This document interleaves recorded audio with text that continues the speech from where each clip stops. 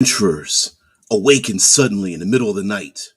They gather their belongings together, looking around, wondering, was there something in the dark that woke them up?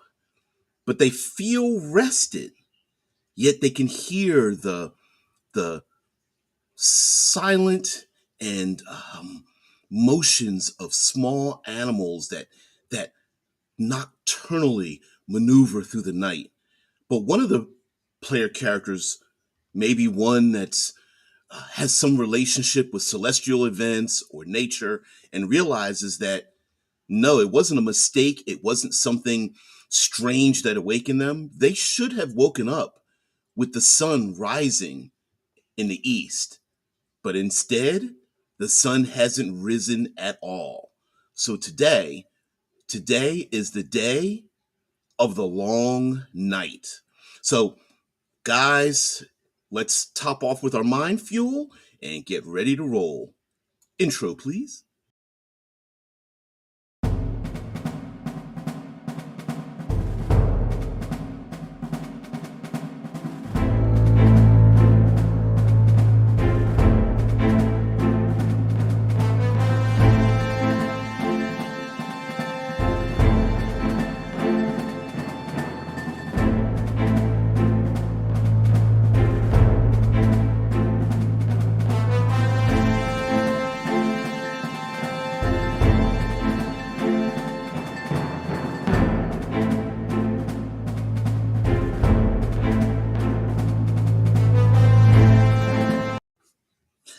All right. So, our co-hosts have already gotten to the point that I was going to get to.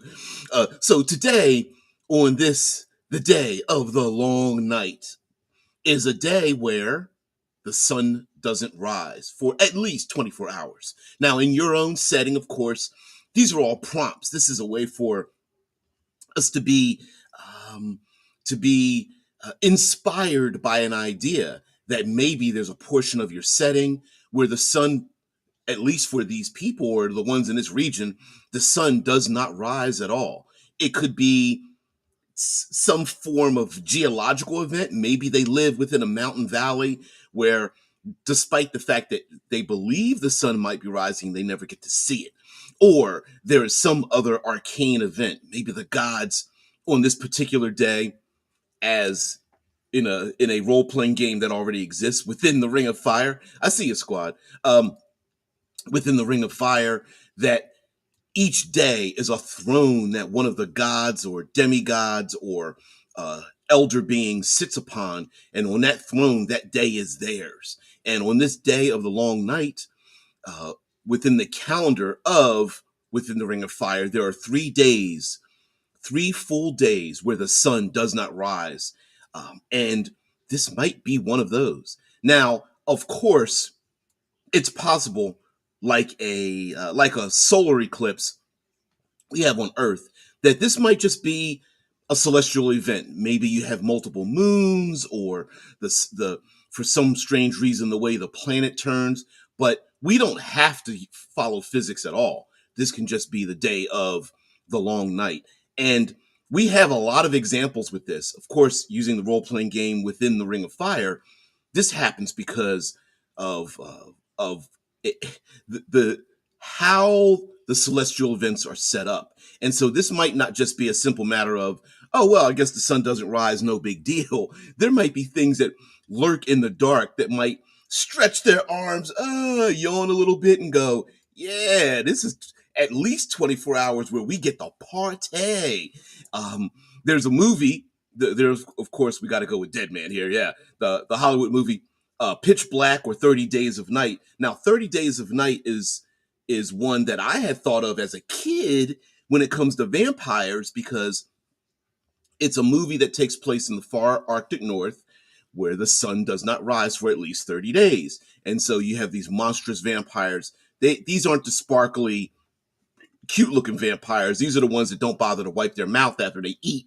And these vampires realize, wait a minute, we can go up into an Arctic North community and have ourselves a little bit of a snacky snack for at least 30 days when the sun doesn't rise. And I feel like there's plenty of monsters that love to patrol out there in the darkness in the night. And on this particular day, they're probably nipping at the bud, waiting for this day to come up. Lots of nocturnal animals and beasts and things. And part of me, this is a, I don't know, maybe this is just the dark side of my personality, but I'm thinking like for those creatures that have a lot of potential in the darkness. These are the ones that really thrive. I almost feel like this would be their holiday. Like they wouldn't just the minute the minute the sun sets, I don't believe that they would just start ravaging. I almost feel like the more intelligent ones would almost you know theoretically be putting a bib on and getting a knife and fork and going, we're going to have some fun. I'm going to take my time with this and savor it. And so I feel like the more sociable, intelligent monstrosities that exist out in the that would come out in the dark, I feel like this would be their time to shine in a way, or their time to shadow. I don't know. Um, yeah, Drew says pitch black was not bad. Vampires and daylight, however, is something I found to be just a bad Hollywood idea. It's been done plenty of times, and of course it's always used by vampire hunters and such. But I think on the long night, I think a lot of these vampires, maybe the young ones, the older ones probably know that 24 hours isn't very much time, but the young ones would absolutely want to have a good time and party. And young meaning like maybe a century or younger, and they might take advantage of this day. Like, I've been hiding away from humanity, but now's the perfect time to go around and maybe eliminate their enemies and embrace, draw their allies into the fold or something. Yeah. Drew says if the sun is not rising, would that mean the planet stops spinning? I guess that would cause much bigger problems than just a lack of light. Yeah, yeah. I mean, that's if we're following physics, right? We don't have to, but yeah, it would be theoretically the Earth stops spinning. We're all like, I don't know, what will we slam against it? I don't know what would happen. Maybe we drift off into space. Although the planet Earth is pretty big, man, we'd probably keep our feet on the ground, but stuff would start to drift away, I think. Drew said, continues, if the deities did that, then it is time to go and kill them all off. Yeah. It could be the day of the long night could be a sign that this may be an event that was predicted. Like, this doesn't have to be a cyclical thing once a year or something. Or like in Within the Ring of Fire, it's within the world of Kavega Kavega Thal. Anyway, it is a cyclical event of 77 days, but this could be something that was predicted, and it could be the downfall of the gods of light and life or something, or um, it might even be an agreed upon moment in time where the deities of light and life and law have rescinded their dominance and said, okay, well, here's their equal opportunity. And of course, the evil beings are like, yeah, this is our time to shine and prove to you that humanity does not even respect you, you know. Kavega Thal. Yeah, it's I think to summarize the world, it feels like an unfinished world put together, assembly block style, by a host of powerful deities that for the most part don't really agree with each other. And it's a world where humanity lives in this thing. Literally, the entire world is like a cylinder, and it's surrounded by a literal ring of fire. Like, if you walk to the edge of the world, you're just going to see fire and get burned up. So yeah. Um, Drew says, I would think about celestial movements. My science brain has occasionally problems to shut up. Yeah, yeah, probably why a reason why I prefer sci-fi over fantasy. Oh, the thing is that we can have rules. It's not like, but yes, you are correct. It is for my own brain. We would have to like shut down. Like, why is this happening? Now, again, it could be a celestial event. Maybe there's a celestial body, like a solar eclipse. For example, when I did I use that for this image? Yeah. So for the thumbnail, to try to find like I could have just picked black, which would be pretty ridiculous, right? So there had to be some kind of light in the image, and I used the beginning of a, or maybe the end of an eclipse. So it could be an extremely long eclipse, which I can imagine like it would throw, like even during an eclipse, it throws plants and animals off because nocturnal animals will start to come out of their little havens, and flowers that normally bloom in the sunlight start to close back up again. The sounds that you hear in nature of animals starts to change during solar eclipses. So it's possible this celestial event that happens with actual physics and and uh, as- astronomical events could be just a plain regular thing that happens in your world. It just so happens that it happens over a longer distance of time, 24 hours. And so also it might be that the foothold that the dark evil creatures have in your world that patrol during the nocturnal hours, it's possible that on this day, this is the day when they really cement themselves. Like they're like, okay, I mean, looking at the proverbial watches, and they're going, all right, we need to get, these 16 mortals on our side. We need to embed ourselves here. This is the way we can travel the wide world. Like, for example, in Vampire the Masquerade, I know I bring that game up a lot, but it's modern day vampires and mages and things like that. And it's very difficult for vampires to travel because it's, first of all, it's completely unsafe for them to travel during the day, even if they are encased in something, because they have to rest. They go into torpor, which is like their suspended animation. They have to trust other beings to have them travel on planes and boats and vehicles and things like that. In a fantasy setting, it would be the same way. They could only travel at night, and of course, no sane person really wants to travel at night unless you have a large cadre of soldiers or something of that nature. Well, on the long day of the long night, these monstrous, dark, nocturnal beings and animals, even bestial animals, might take the opportunity to travel as far as they can to acquire, greater hunting grounds, to establish a new and distant realm, to dark and evil things trying to escape under the heel of their own dark overlords themselves, which might make strange bedfellows for our player characters. And what a great time for some of our more nasty creatures and monstrous entities and adversaries to expand, breed, consolidate their power, things of that nature. On the day of the long night, those shadows and shadow demons and everything that hides in the dark might, maybe the membranes between worlds thins because of that. Now, it's also possible that whatever is blocking the sun itself might be the adventure itself.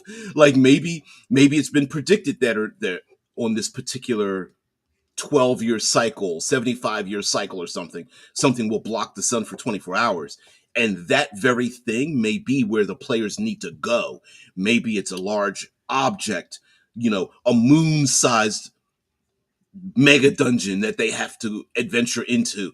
And we've seen plenty of times where classic fantasy Dungeons and Dragons has incorporated science fiction. This could be one of those situations, or it could be the severed head of a dead god that's blocking the sun, and the players need to travel there. Whatever event you have, setting or mechanism or something, this could very well be it.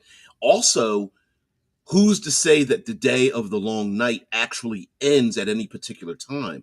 Maybe it only ends when the situation that caused it is solved by great heroes who step up to start the sun's cycles again. So maybe the flaming chariot, the torch that the Apollo like godling or something carries gets snuffed out, and it needs to be relit one more time over a particular cycle, and the players must protect that flame and travel from location A to B with the MacGuffin to once again light the flame for the days to start again.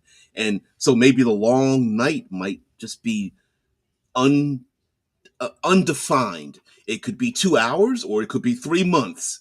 You know, Drew says that not traveling at night is again just some colonial nonsense. Since I would argue it is better to travel at night in deserts. I would agree with that. That's why many equatorial cultures always took long breaks during the summer months, the hottest time when the sun is at its highest, like a siesta. People would hide in shade and relax where um colonials would assume that they're being lazy, and it's not because they're being lazy, because it's effing hot. Right? Why work under the hot sun when that's the time to rest, so that as the sun starts to set you can get back to work.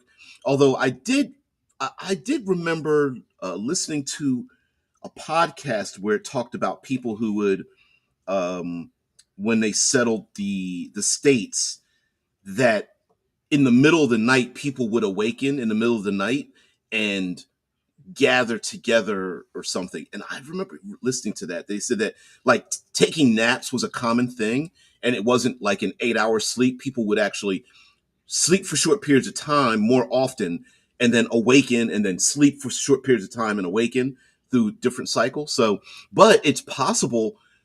I mean, we could play with this, right? Maybe the players themselves are used to a world where travel day, don't travel at night, and the people that their tradition tells them that traveling at night is probably better. Maybe again because of heat, because of nasty things that will run around in the daylight, and maybe they know how to appease the things that travel at night, where the player characters are more like, we need to watch out and murder kill these things, and the people are like, no, no, no, we've got safety protocols involved, right? To travel during the evening. Not that we want to do it, it's just that it's more efficient for us to do it this way. And it's possible that um, maybe the community that the players are going to, maybe they've made strange bedfellows. This is a classic Star Trek story where you have goodly people and everyone's like, oh, it's a utopia, except with the asterisks with the except for, and it's like, oh yeah, or what's the short story, The Lottery, right? Where, oh, these are all goodly people except yeah, we sacrifice our firstborns, right? And it's just like, what?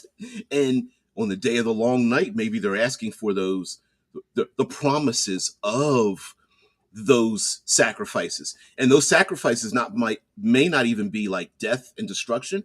It could be, we expect 5 children from the 5 noble families to be given to us to turn to our turn to the dark side. Right? And it's like, oh no, our innocent children, or maybe they're ones who've been training or gaining knowledge this entire time, knowing that they're going to work for evil entities, and the community the PCs are going in has been like relegated. Like, we're not going to hurt you because you fuel us. And then maybe the players find out that like there's a community that's actually been supporting the evil power, but you're going to their homeland on the day of the long night, and it's like, yeah, you're in our neck of the woods. All right. So this is the day for vampires to run riot. How much damage could they do if all the vampires in the world banded together for 24 hours of nonstop action? Yeah, that's what I'm thinking. Like, classically, vampires waking up at night and they get to do things, but they know there's a time limit, right? Like, they know that they can only have so much fun until they themselves are vulnerable. But if this long night is something that's going to last for a long time, they might be having a lot of fun. And how long can people like reasonably lock themselves away if the sun doesn't rise again and they fear things in the dark? Like 3 days, a couple of weeks? How long would the player characters tolerate being locked away if this is a normal thing? maybe the player characters randomly come into a region. The population is like, you shouldn't have come here at this time. Didn't you know about the long night? And the PCs are like, I don't know. This is the beginning of the adventure. We don't have this information. So they coax the PCs to go inside the city state. They lock everything down. They close the gates. Everyone's going away. You need to put this on. You need to wear this thing. You need to read this out loud. Blah, blah, blah. Right? And the PCs are going like, I don't understand. And then how long could the PCs literally, if they're, no player likes to be told what to do. But if you're like, don't open the doors at all, like, well, how long? Until the sun rises. When is that? Don't you know? No, we don't know. Yeah, Druden says the sun is actually highest in spring and autumn at the equator. Since then, yep, the sun directly moves overhead. Will in summer or winter it will travel in the north or south respectively. Yep. What is it? Solstices and equinoxes, and I always mix them up. Solstice, which is E. So, I can't remember. Okay, just remember that solstices are the longest and shortest days of the year, while equinoxes occur when the day and night are equally as long. And let's, is there a, is this an image that I can pull up? It's not clear. It's, maybe I can. Yeah. Anyway, but so, yeah, it's pretty cool to, actually, now that I think about it, that's, this is, we seem, these days of seem to be extremely druidic in their form. Can I get that even bigger? I'd have to visit the page, and I don't know. We're going to get a bunch of effing. Okay, all right. Here we go. So, yeah, the Earth spins on its axis, and then we have spring and autumn for the top and bottom, or north and south, and then we have winter and summer solstices, and of course, depending on where you're at, yeah, that's why, like, um, traveling for those of us in the States, especially where I'm at, half the United States, basically the East Coast and very edge of the Eastern Standard Time states.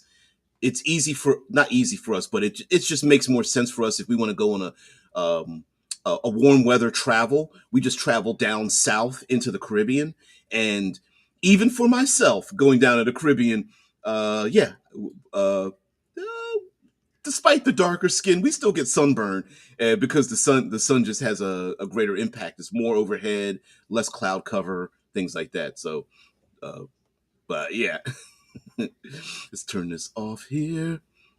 Solstices. Okay, going back to the long night, there may be some really cool, strange bedfellows we can come up with as well. I love mixing and matching monstrous, uh, making making best friends with monsters that aren't normally that way, as well as having monsters having conflicts, and then have the player characters involved in those conflicting arrangements. Like, for example, in this Day of the Long Night, absolutely having some kind of druidic circle or cult or something like that, they may very well feel like this is a natural part of the cycle of celestial events. And if player characters are trying to stop it or mitigate it, or harry the things that run around in the night, the druids could just be like, no, this is their time to shine. You're wrong, they're right, so yeah, it's very possible that there's a mechanism in terms of player characters getting involved in a thing that they really shouldn't have, and of course the conflict happening um, where they're definitely like adversarial more than enemies, maybe, harrying the druids and their allies, harrying the player characters. Like, for example, we can definitely use, if you substitute the word dire for any kind of bestial rabbit type of monster out there, right? So we don't feel as guilty killing innocent animals. But there could be druids that are like, listen, we got bats, rats, cats. um, I don't know anything animal that rhymes with any of those three. But anyway, there's dire wolves and things that are running around, and the druids are like, it's their time to shine. They're going to go out hunting giant owls of all shapes and sizes and things. And those could be simply harrying the player character. They're going after you and hunt you and swarm over you or something, while the player characters are trying to complete their mission. And the druids are like, leave the rats alone. They're just trying to be your friend, kind of, sort of. Drew says, simply remember that equinox basically means equal night. Yep, the day. And solstice is the time in which the sun time is going to change. And um, this could be a physical thing. Um, I'm thinking of Fey courts, although we don't have to use Fey, but there might be a changing of the guard, a handing over of the scepter that represents who is in leadership at a particular time, and maybe the the proverbial clerics of light and life. Not that one has to deal with the other, because at the end of the stream, I'm going to relate to you something that I have in my mind. But anyway, that light and life don't necessarily mean goodness, but it could be, and maybe they're handing over the ruling scepter. It's like Dune, where the Harkonnens hand over the power to the family of the royal family of Atreides, or Atreides, which I've always pronounced it that way. But you get the point, where there's a ceremony, you're going to hand it over, and the beings of darkness are like, yeah, it's our time. And the players might be even invited to it, or happen to arrive during these ceremonies. And maybe members of humanity are like, I don't know, making wreaths out of black roses and wearing dark storm cloaks, and I don't know, painting their faces or wearing black masks or something like that, in honor of this day, even if it is a little bit depressing and you don't know what's going to happen to your family. Or there could be a royal family that has a dark bloodline, and they know on this day, like, oh man, class talk about vampires, werewolves, classic monsters that come out full moon, darkness, bats, and things of that nature. Bats, rats, cats, wolves, shape changers, magical powers that happen to uh, are flavored with these kind of dark things. Like, I cast a darkness spell, or fog spell, which just looks like a big swarm of bats. I cast um, uh, a shield spell, which is just like, I don't know, uh, or bark skin spell, which is just a bunch of swarm of rats that covers a person's body to stop damage or something. Maybe that kind of thing. Oh yeah, what kind of plants grow at night? Forgot about that. Thank you. Mushrooms do, right? Yeah, you could make a crazy animated plant adventure. That's true too. The flowers that bloom in the daylight could just shrivel up and close up, whereas at night, like you said, the mushrooms, what is it? Fungus grows with warmth and darkness. Warmth, darkness, bacteria. So, at least you've got a lot of darkness, and maybe swampy like regions, just really like the insect swarms and things go out. Like I was telling you before, in Florida, I forget what coastal town, but anyway, there's a bridge in Florida that people go to as the sun goes down, because there's thousands of bats that live underneath the bridge. And during the day, you can actually take a boat underneath the bridge and look up, and you just see all the bats, their heads tucked down and everything. But at night, people get their popcorn and sandwiches and chairs and sit on this bridge. It's a very small bridge, all things considered. And then as the sun goes down, because all the mosquitoes and bugs are coming out, and all the bats start to flood out, because this is their time to eat, and then fill their stomachs and fly back in at night and stuff. And it's really cool to see it, because bats aren't, despite we consider bats to be very nocturnal, they're not traditionally blood sucking, but we consider them to be that way. That's why I can, like, for me, if you add the moniker dire onto a monster, that technically is an evil monster for me. In in my own head canon. And yeah, going red cap by coloring one's hair with blood. Ooh, red capping. Yeah, yeah. Um, Also, what a great opportunity to bring out the most evil Fae.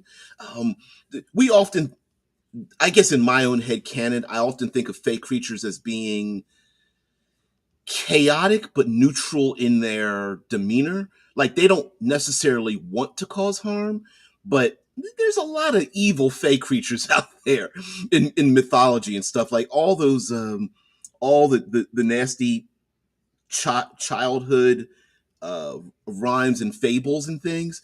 And had a day of a long night, those things might come true.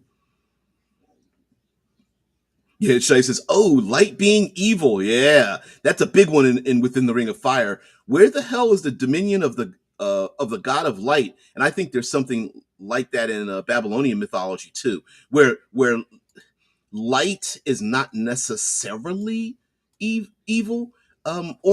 Hey, listen, we already have the example of the Lightbringer. Um, Falling from grace and whatnot. And what is within the Ring of Fire? It is the person's name is it's either he who shall not be named or something with 1,000 faces or so. Oh, I can't remember. Oh, it's going to bother me too. It is really going to bother me. Let's see if it exists. List of the gods in within the Ring of Fire RPG. Let's see if somebody's got that out there.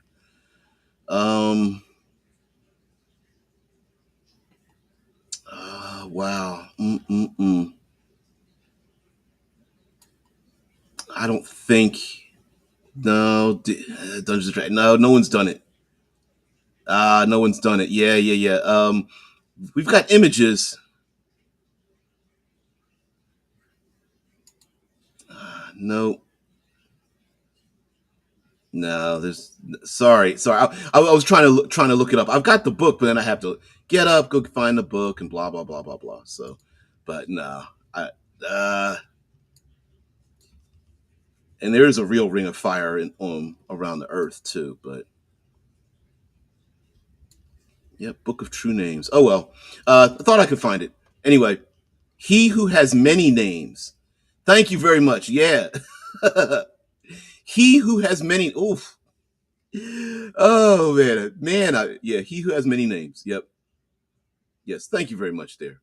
Sorry. When I go to another window, the chat closes up because it's a combined chat. So yeah. Yeah, Drew says, speaking of Fae and fungi, I like to combine those two, with the Seelie court being more associated with mists and the Unseelie is more tied to darkness. Ah, there we go. Yeah, he who has many names was a celestial god that began killing off other celestial beings, um, spirits and avatars and things of that nature, and has become unto it legion unto itself, which I wonder.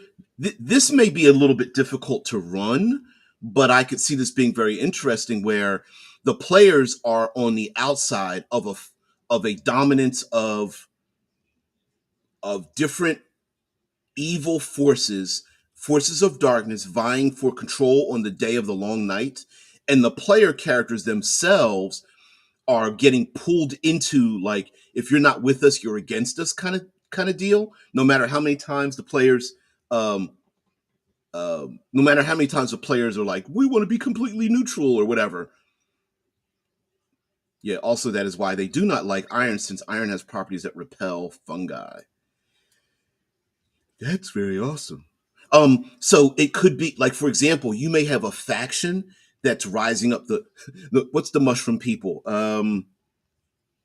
Oh, my um myconids, the mushroom people, and they might be trying to rise up, or maybe it's just their moment of time when they rise and breed and become animated, and they just want to. This is their opportunity to leave the fungal forest and move on and spread their spores and things like that. And they could be extremely non-violent, neutral, but they are moving from place to place. Whereas, um, although dead people can decompose, and it's a great place to maybe drop some fungus, so maybe that has something to do with it.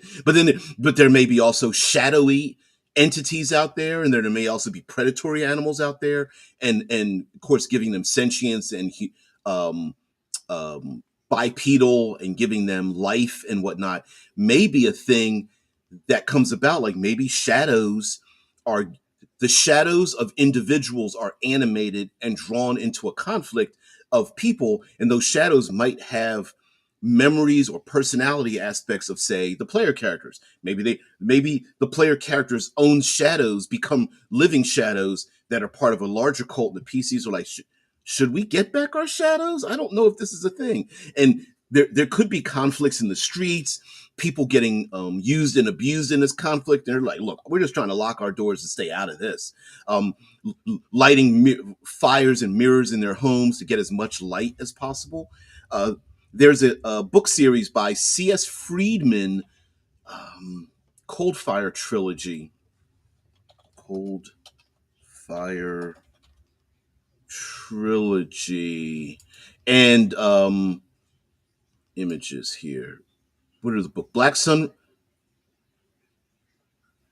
Cold Fire. Okay, so True Night Falls, Black Sun Rising, True Night Falls, Crown of Shadows, and Nightborn. I'm having trouble connecting to the internet. Check your Wi-Fi network connection by going to settings. Be quiet back there. So anyway, it's possible that, like in that book setting, the stars there, it's a physical celestial event that happens where the the planet turns, and as the planet turns, it turns to a point where there are no stars in the sky at all at night. And during that period of time, um, there's something known as the Fae, which is, they never use the word magic in the books, but there's a Fae that can be used and manipulated to cause um, uh, great magical effects. And it's basically not just a long night, it is true night. There are no stars, there is no moon, there isn't any daylight, or there is no reflective light at all. And it's possible on the day of the long night that it's not just an absence of the sun, it may be an absence of light itself. Now, of course, you can light fires and create arcane light, but maybe other than that, there isn't anything. Call of Cthulhu, Cold Fire Within. But yeah, the Cold Fire trilogy, C.S. Friedman, she writes very long books. I don't know if she had another series, Feast of something. I can't remember, but I really enjoyed this series. It's really good. Uh I mean, it's classic fantasy, but with a twist. There's a big sci-fi twist to it.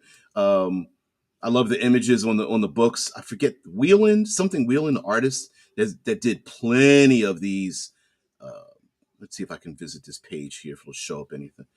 Um, but yeah, okay, no T-shirt fails. Jeez, I hate that. Okay, Black Sun Rising, When True Night Falls, and Crown of Shadows. Timu, the company that, yeah, we don't need to do that. All right, we're gonna stick with this. All right. Anyway, you guys had to say, and Shice goes on to say, he who has many names, and apparently Lucifer in Christian mythology is related to Prometheus in Greek mythology, a fallen angel who was punished for bringing light to mankind. Maybe bringing that light to mankind is a, maybe not a punishment. It's a reset. Maybe light can't be generated on the day of the long night, so lighting a fire, maybe it just turns to be black and purple and blue. It offers no warmth whatsoever. Um, players who try to create a light spell, the only thing they do is create mist and darkness. If you want to turn this turn this into a dark kind of thing. Drew, yeah. Now I have to think of Ahsoka. The first two episodes dropped yesterday, and they have a night sister there, and she deals with celestial things. Yes, I saw the 1.5 episodes. Yes, with the night sisters and such, and um, going along with the mythology of light being brought to humanity, and maybe it shouldn't have. It's possible, however dark we like to think of it, that the good guys might be the ones that revel in the darkness, which uh, was going to be. I was going to try my hand at making a full and complete role playing game using the Lumen system because I think it really fits into it. And I like my stats were going to be blood, fire, and shadow, and the enemy is all light and cold and iron, and goodness, air quotes goodness, has taken over and is extremely totalitarian, and the players are using the very thing that would be considered evil. They are the chaos, they are the rebellion, and it's possible that on this day of the long night, despite the fact that the players have been told this, or maybe in their own world. Of course, players like to travel. In their own world, yeah, light and goodness is one thing, darkness is always evil. But in this instance, in the long night, they try to make the case of like, we are here because we are following the rules that humanity was not supposed to have fire and light. Look what wars you've created by driving back the darkness. Now you're breeding and causing pain and suffering and things of that nature, right? Maybe that, what the hell just happened? Why would that happen? Um, maybe this is a maybe this is a um, maybe this is a end result of the mistake of giving light and life to humanity. And on this day, the day of the long night, they are taking it back. And in order to bring it back, like in order for the players to cast light, daylight, fairy fire, dancing lights, healing spells, whatever, if you want to, how far you want to take it, maybe for them to do that, this is the mission. They have to go and get the fire, the spark of life or light, and bring it back to humanity, or maybe go through a series of conflicts to earn that place, or find the, I don't know, the resting place of the Promethean styled beings that are in your world, to then reignite that fire to bring it back to humanity. Which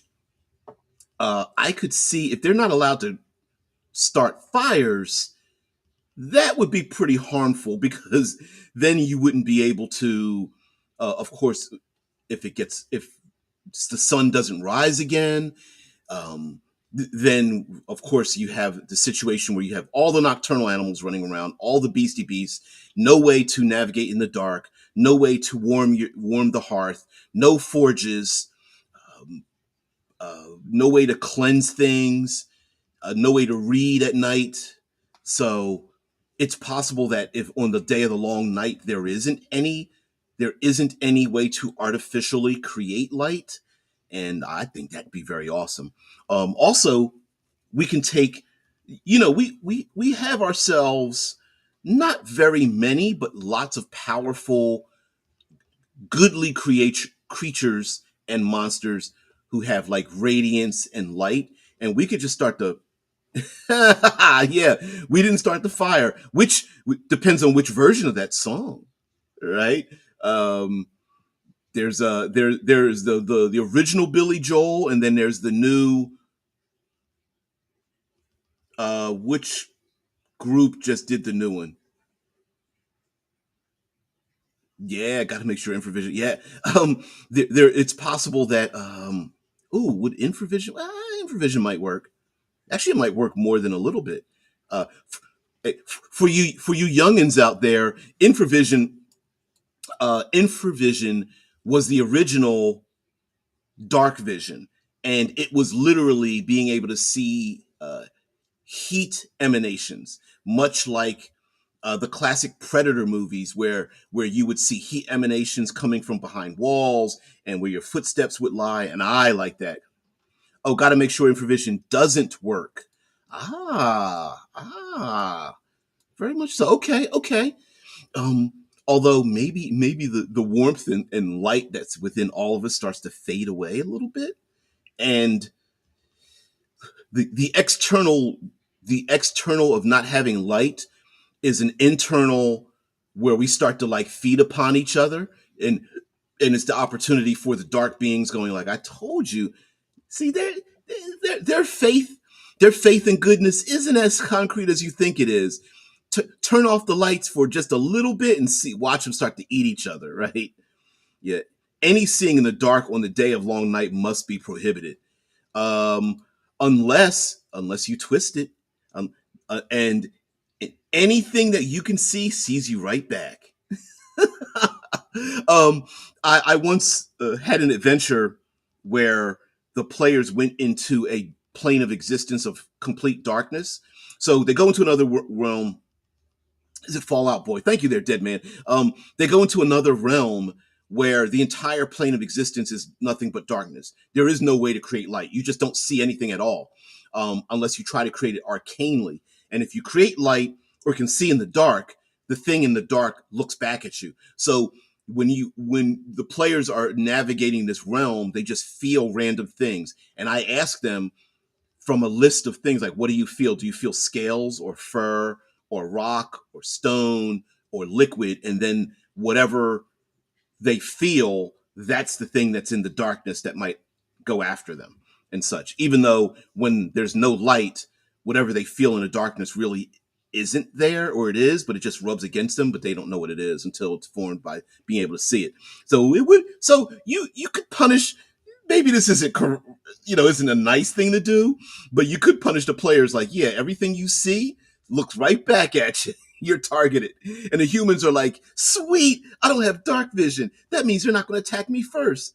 Da da da da da da. Whereas all the other choices, they're like, I have dark. The Dragonborn is like, damn it, I have dark vision now. Oh, why'd they change the rules? How do you, can you can a player choose to use dark vision? I'm thinking not. I think it's just either on or it's not. You either have it or you don't, and if you have it, it's on. Unless you just close your eyes or something. But the body heat is based on the burning process that happens in our cells. So I agree, infravision shouldn't work. Oh, so the only reason you're seeing it with infravision is because it's relating light to our eyes, and so when the long night would prevent that. Anyway, but what a great way to prevent to take to take a thing out of a player's hands. I mean, part of what we're talking about here with the Day of series is, flipping things on its head, right? And making things challenging. And if the players don't like it, it's only going to last a day. If if you really want it to last 24 hours. And if they do like this kind of challenge where you don't have the easy button to navigate around a problem, then what a great way to go. Oh, the players might go, wow, we have to worry about our, I don't know, our food sources. Hey, I like tracking consumables and whatnot. This is great. So, again, on the day of the long night, maybe creating light, using dark vision, infravision, any spell, any radiant spell, maybe it might be taking a little too far. Or, like I kind of mentioned, if any player attempts to use those things, you're an immediate target for everything out there. Like, it's not about, oh, I'm just going to mix the creatures in amongst the group and see who. No, no, no, no, no. You just cast a healing spell or a light spell, you are immediate target. Like, literally, like, the players are on a hillside somewhere, and they literally become a beacon, a beacon for these monsters that are blinded or something, but in the dark they can sniff out the light. And even if it means sniffing out and extinguishing the light inside of someone else, which might makes it, if you cast a bless or a healing spell on an ally, would that make them a target? I would say yes. Mike Marin says, dude, I'd love to just run one fight where dark vision inspires anger from enemies magically. Hell yeah. So they get targeted first. And the more of the players that close their eyes, the more of the map I erase. Yeah, exactly. That's exactly what I'm talking about. Like maybe on the day of the long night, this is the thing that like how do I explain it? This is this is the challenge, right? Like, let's say you have the reason for having these thought experiments, for having these inspirational talks to top off our mind fuel is we can take an extremely boring encounter. Here's the most common, extremely boring encounter ever in Dungeons and Dragons. You're going along a road and you're attacked by bandits, right? But but it's possible that on this road being attacked by bandits, if the fact of the matter is it's at night and there are no light sources and your dark vision doesn't work and the bandits are out there in the woods and you can hear noises, but you're never sure how many there are, um, your spells in the dark. If you lots of spells say you must be able to see your target, whether it's an ally to heal them and buff them, or your enemies to hurt them or control the battlefield. If you can't see, you can't target. So yeah, M squared. I'm with you. Drew says, "Oh no, I am the heroine in the labyrinth. Keep those monsters away from my inner light." Yeah, yeah. Get that. What is it? The sacred fire. Yeah. Get away. Hell's yeah. I'm still trying to work on a 5-room dungeon version of the heroine's labyrinth. A not well, somewhat easy table rollable kind of thing that kind of follows the tenets of the 5-room dungeon to flip it over into role playing games, and I'm having trouble simplifying it. Uh, Reducing it to its core essential value. And I'm having a little trouble doing that, but I'm going to get it. I'm still working on it. Shai says, please don't forget to talk about your idea about light not symbolizing goodness. You said you were going to save it for the end. Yeah, we're here. Thank you for reminding me because I oft I try not to clock watch because there is a timer here. It's clicking along, and I try not to clock watch. So yes, that will be my next part. Till once I hit Mike's comment here. It says, especially with a dynamic map with moving terrain, so the players can memorize it, but it gets more out of where is it? It gets more out of date over time, and pitfalls and walls start appearing. Or like, what a great way to show the players, here's the map, and then you take it away and go, okay, if you remember there's a pit trap there, sure, you remember it, but you're probably not going to see it. And yeah, I'm especially of the idea of, yeah, if you can see it, they can see you with the dark vision thing, which I always wondered why that's not a thing in why isn't that a thing in fantasy? And what I mean by it is, if you're down in deep dungeon, classically, fantasy adventurers, torches, thief, rogue, thief, magic user, wizard, cleric, fighter, down in deep dark dungeons and caves. Like if you can see down there, even biologically speaking, it's the equivalent of being downwind or upwind of the scent of a beast. I could see dark vision being a thing of, oh, it's probably a threat to me if it can see me in the dark. Therefore, it is my enemy. I'm a predator. I need to go after the prey that can see me, because if it can't see me, it's easy prey. If it can see me, it's probably an enemy, right? It can hunt where I'm hunting. Okay, so a member of the squad says, please don't forget to talk about the light not symbolizing goodness. So I always thought it would be very interesting to run a setting in which the good guys won. So we have lots of settings where evil has dominated. I have two of them so in my back room that I love. One's called the Ravaged Wastelands of Cryfoth, and the other one is A Dead Man's Guide to Dragon Grin, as examples of where evil has won. There's a game called Within in Shadow of the Demon Lord is another one, and we can name plenty of them. We have plenty of apocalypses where evil has dominated and people have to run around. I even wanted to create a modern day Cthulhu setting where Cthulhu has risen. All the Lovecraftian things have risen. They're running around the earth, and it's a post-apocalyptic world where the players have access to psychic abilities, but it also means that they're falling far more, they're losing their sanity while they use those abilities. And it would be a mechanism of, yes, you have psychic, telekinetic, telepathic, empathic abilities and things like that, but there's a good chance you're just going to go insane by using them. Side note, but on this one, I was thinking the if the players are their aspects are blood, fire, and shadow, then their opposites would be light and cold and iron. And I'm imagining a totalitarian world in which the sun never sets, basically, and light is shined into people's homes, whether they like it or not. They're dragged out of their homes to express their hidden secrets and embarrassed even. And um, just trying to get a good night's sleep is very difficult as people walk around with aspects of the sun and light and whatnot, but it's very cold. It's not a light of warmth and security and comfort. It's one of being watched all the time. And the player characters represent shadow and fire, and they are the rebellion. They are the ones that use shadow to embrace those that can't take it anymore.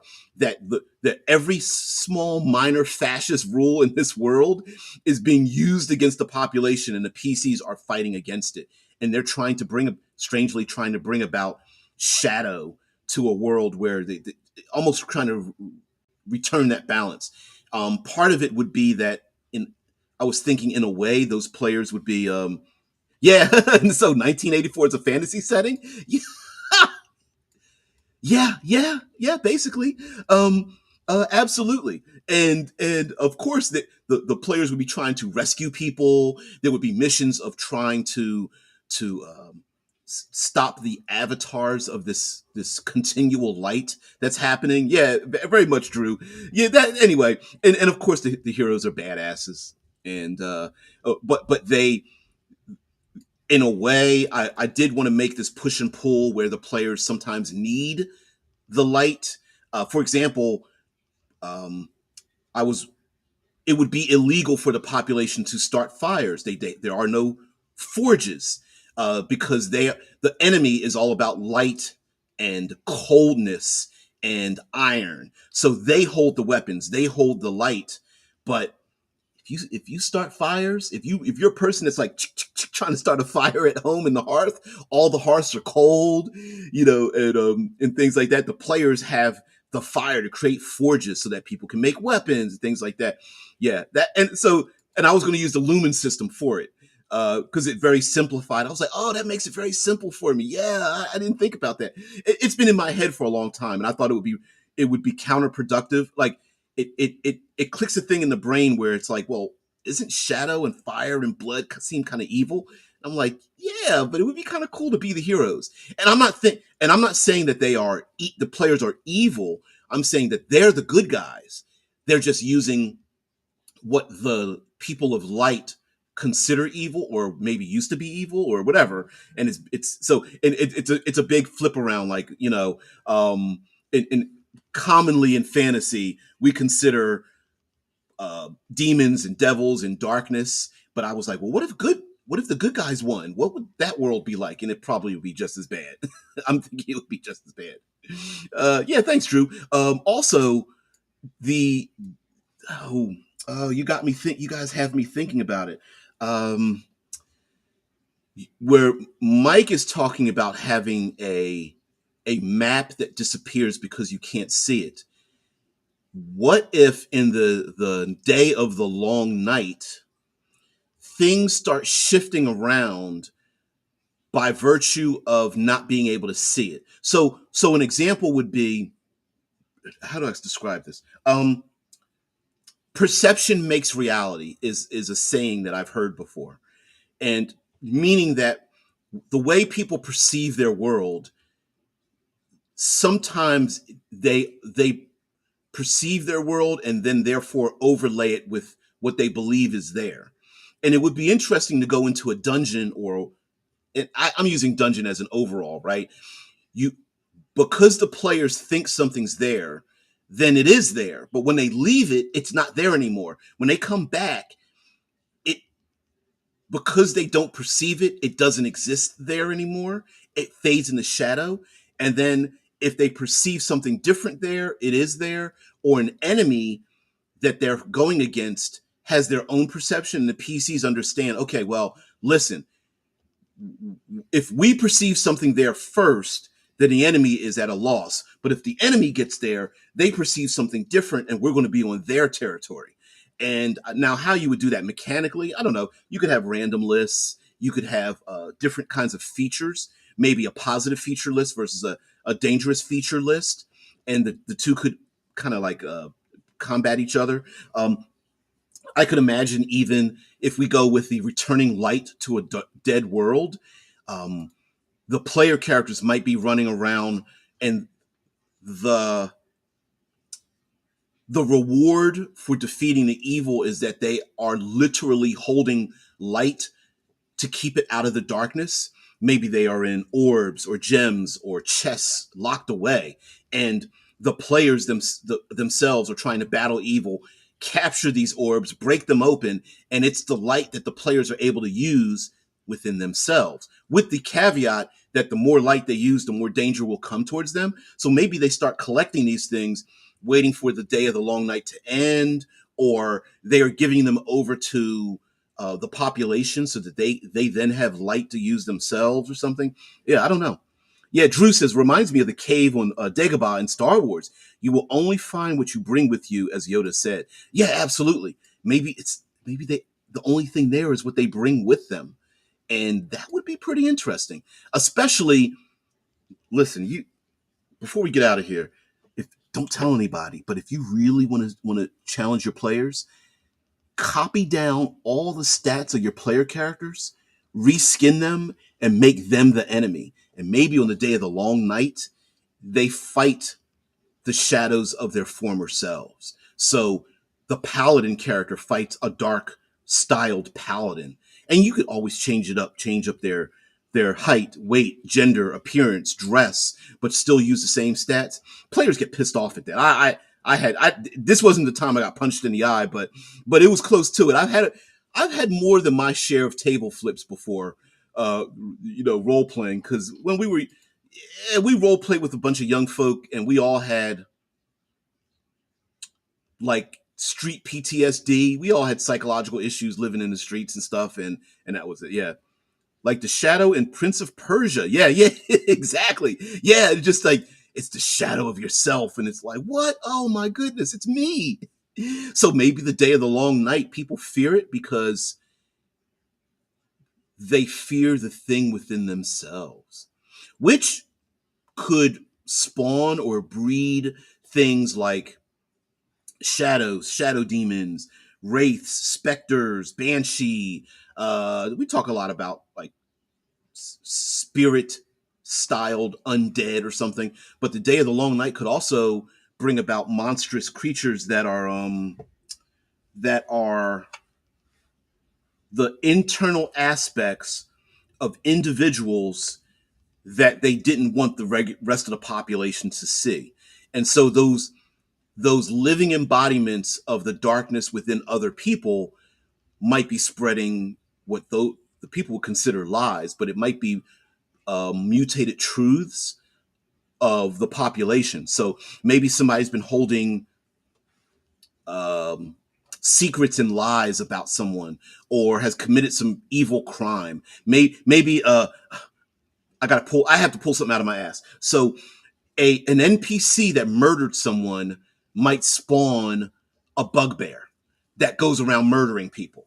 And And the bugbear has an aspect of that NPC and leaves little calling cards or like talks in their voice in people's ears or something. Yeah, of course, the Ghost of Christmas. Yep, yeah, absolutely right. It's a dark reflection of yourself, and maybe the player characters fine go up against those on this day of the long night. But anyway, guys, I got to get out of here. I know I tend to go very long with this, but got to share it with you. I can't even remember what's coming up next, but anyway, of course, if you come this long and you're part of the show and you really like it, do me a favor. Um, like, share, subscribe, hit the notification button. If you're unable to take part in the show live, don't worry about it. You can always comment below. I read all the comments. Come up with your own prompts if you want to. You're on the shitter and you're bored. Go down there, scroll, scroll, scroll. Bam. Go to the doobly doo or whatever. Yeah. Happy Vice Day. Yeah. Yeah. Yeah. Yeah. It says it would be a surprise if you can remember. I have a very bad memory.